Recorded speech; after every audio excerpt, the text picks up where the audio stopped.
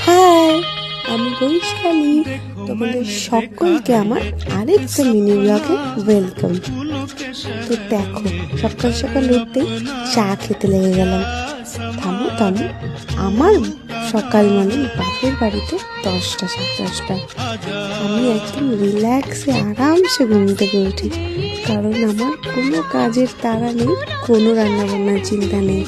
তো দেখো, সারাটা দিন শুয়ে বসে কাটিয়ে দিলাম। আর সন্ধ্যাবেলা এখন বসেছি ছেলেকে একটু পড়তে বসাতে, কারণ তার স্যার কিন্তু তার দিয়েছে অনেক হলিডে হোমওয়ার্ক। তো বাড়ি যাওয়ার আগে সেগুলো কমপ্লিট করতে হবে। আর সন্ধ্যাবেলা বোন বানিয়েছিল লোটে মাছের চপ, সেটাই মজা করে সবাই খাওয়া দাওয়া করে নিলাম। আর রাতে খেয়েছিলাম আমরা আজকে আবার পিঠে, খেজুর গুড়ের একদম টেস্টি টেস্টি পিঠে। তো দেখো